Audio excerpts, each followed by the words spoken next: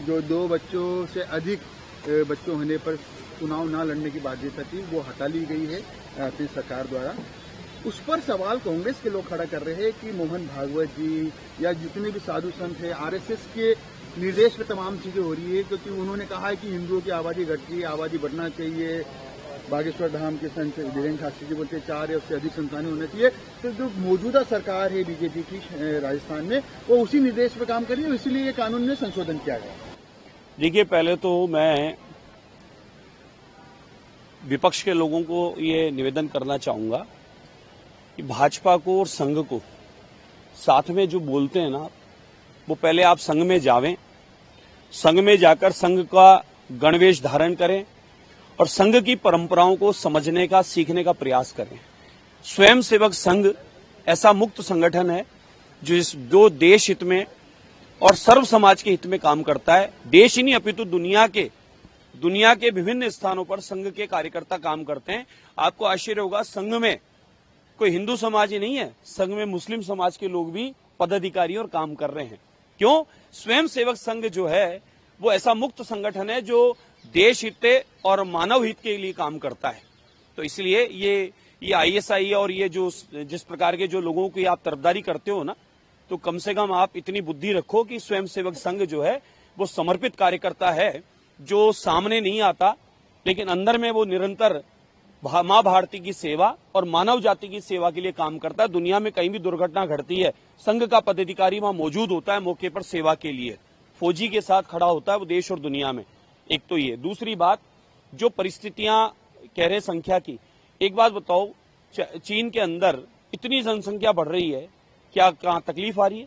वहां उतना ही रोजगार का सृजन हो रहा है, उतनी व्यवस्थाएं बनाई जा रही है। हमारा देश भी आदरणीय प्रधानमंत्री नरेंद्र मोदी जी के नेतृत्व में समृद्ध हुआ है। पिछला इतिहास उठाकर देख लें, 2014 के बाद देख लें, आदरणीय मोदी जी ने भरे घरेलू रोजगार हो, घर बैठे काम हो, सरकारी गैर सरकारी संस्थाएं हों, देश के विदेश हों, सब जगह भारतीयों को उत्तम करने के लिए, भारतीयों को उत्कृष्ट करने के लिए, भारतीयों को, प्रत्येक नागरिक को मजबूत करने के लिए, समृद्ध करने के लिए संबंध बनाकर योजनाओं का विस्तार किया जा रहा है, रोजगारों का विस्तार किया जा रहा है। और उसी तर्ज पे आदरणीय मुख्यमंत्री महोदय, राजस्थान सरकार भी काम कर रहे हैं। गुजरात मॉडल, गुजरात आज इंडस्ट्री के मामले में, पर्यटन के मामले में, हर क्षेत्र में पूरी दुनिया में जाना जा रहा है। एक दिन गुजरात में आकर देखिए, पूरी दुनिया में चर्चा बनी और गुजरात को हम देखने लगे। उसी मांग को सबने की कि गुजरात मॉडल की तरह भारत मॉडल होना चाहिए, और भारत के यशस्वी प्रधानमंत्री बनने के बाद में इस काम की शुरुआत हुई। उसी मॉडल पर राजस्थान के लिए अब आदरणीय मुख्यमंत्री दिनों रात काम कर रहे हैं कि राजस्थान मॉडल की चर्चा, देश और दुनिया के व्यापारी राजस्थान में इंडस्ट्री लगावें, राजस्थान में आकर अब राजस्थान ही नहीं अपितु देश और दुनिया के लोगों को यहाँ व्यापार, रोजगार, अपार संभावनाएं जो उपलब्ध हो रही है, वो ये मुख्यमंत्री महोदय की पहल है। उसको देखते हुए देखिए, एक वर्ग ये मेरा अपना पर्सनल है, एक वर्ग जो है वो 4 बेगम और 36 में लगा है। प्रूफ है हमारे पास, 9 है, 8 है, 12 है, 13 है, 6 है, 7 है। एक छोटे से छोटा मजदूर आदमी भी 8-10 बच्चे गिना देता है। और हिंदू समाज में आजकल एक परंपरा बन गई, पिछली कांग्रेस सरकार ने ऐसा पर्यावरण बना दिया कि भाई हम 2 और हमारा 1, बच्चा 1 ही अच्छा। इस प्रकार का षड्यंत्र रचा गया और धीरे धीरे सनातनियों की, हिंदुओं की अब संख्या कम होने लगी और धीरे धीरे अब सनातनियों की संख्या जिस प्रकार से घटी है, आने वाले समय में ये खतरा होगा। कौन फौज में जाएगा, कौन पुलिस में जाएगा, कौन राजकीय सेवा में खेत खलियान गांव संभालेगा, कौन रिश्तेदारी निभाएगा, रिश्ते समाप्त हो जाएंगे। वसुधैव कुटुंब की बात करने वाले, देश और दुनिया को अपना परिवार मानने वाले सनातनी, आज उनके परिवार में एक बच्चा होने से वो कमाने विदेश चला जाएगा, गांव से शहर चला जाएगा, माँ बाप की सेवा करने वाला नहीं बचेगा। तो माँ बाप की सेवा के लिए चाहिए, खेती बाड़ी के लिए चाहिए, रिश्ते निभाने के लिए चाहिए, इन परंपराओं को निभाने के लिए भी तो चाहिए। इसलिए मैं तो खुद कहता हूं कि हम 2 और 2-4 होने दो, एक बहन बेटी होगी, परिवार में मांगलिक काम होंगे, उत्सव होंगे, आएगी जाएगी, परिवार में प्रसन्नता रहेगी, सुख दुख के आंसू पहुंचे जाएंगे, खुशी मनाई जाएगी।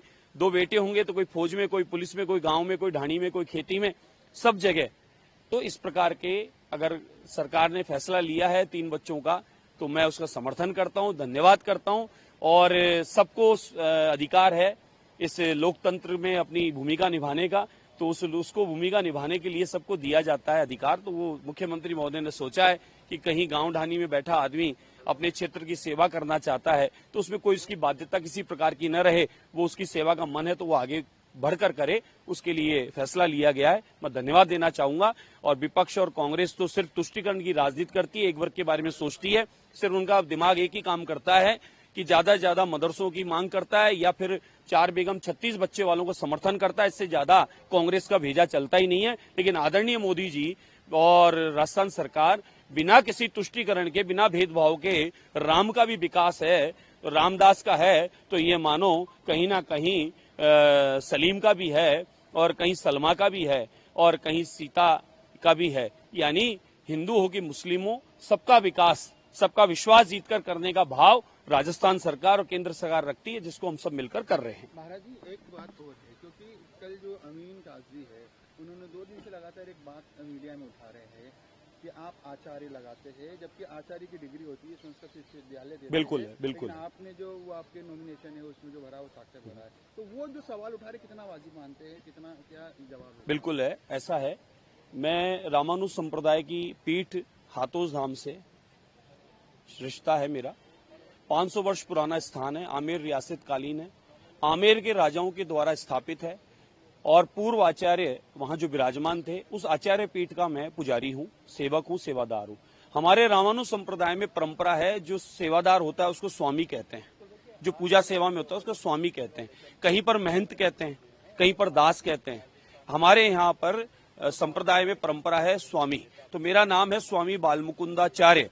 आचार्य एक तो अलग से नहीं है, आचार्य अलग से नहीं है, चार्य यानी वो पूरा नाम है, पहली बात। दूसरी बात, आचार्य पीठ पर, व्यास पीठ पर, सत्संग कथा की पीठ पर बैठने वाले को आचार्य कहा जाता है। पूर्व आचार्यों की गद्दी पर सेवा करने वाले को आचार्य कहा जाता है। इसलिए मदरसा छाप, जिसको ये पता नहीं है संस्कृत की, सनातन की परंपरा की क्या है, तो इसलिए इन बातों को वो न करे तो अच्छा है। वो सिर्फ मदरसों की बात करे, सरकारी जमीनों पर कब्जा कराकर मस्जिद बनाने की बात करे, जिसको हम रुकवाने के लिए तैयार खड़े हैं। कितना ही पेट में दर्द हो, कितने ही मेरे बारे में अपशब्द बोले, कितनी गाली गलौज करे, जान से मारने की धमकी दे, लेकिन ध्यान रहे इस भगवान को, इस सनातन को और इस तेजस्व को अगर वो रोकने का प्रयास करेगा, नुकसान उसी का होगा। इसलिए इस प्रकार के षड्यंत्र न रचते हुए और कब्जे इत्यादि करना, सरकारी जमीन पर मदरसे मस्जिद बनाने का प्रयास करना बंद कर दे। जब जब वो ऐसा करेंगे तब तब मेरी आवाज बुलंद होगी और मुझे रोकने का प्रयास करेंगे तो भी रुकने वाले नहीं है। इसलिए इधर उधर की बात न करे, पेट दर्द है वो बताए कि आप सरकारी जमीन पर सरकार के पैसे से परकोटे को तोड़कर जो कब्जा करके जो मस्जिद बनाना चाह रहे थे वो हमने रोक दिए। जो नियम विरुद्ध था वो काम हमने रोक दिया है। हमने कभी आप पे सवाल नहीं उठाए कि कितनी बेगम और कितने बच्चे, हमने उठाए नहीं है। फिर हम लोग जब अंदर में जाएंगे तो बहुत सारे विषय निकल कर आएंगे और लोगों को कुछ सच्चाइयां पता नहीं है, वो हम सच्चाइयां सामने ला देंगे। इसलिए हमारे से सोच समझकर बात करें। सनातन संस्कृति को, अध्यात्म को, इस भगवान को अपमानित करने का काम ही कांग्रेस जो कर रही है और करती आ रही है, षड्यंत्र रच रही है, इस प्रकार के षड्यंत्रों से निकल जावे। अन्यथा जनता ने डिलीट मारा है और आने वाले समय में डिलीट और मार दिया जाएगा।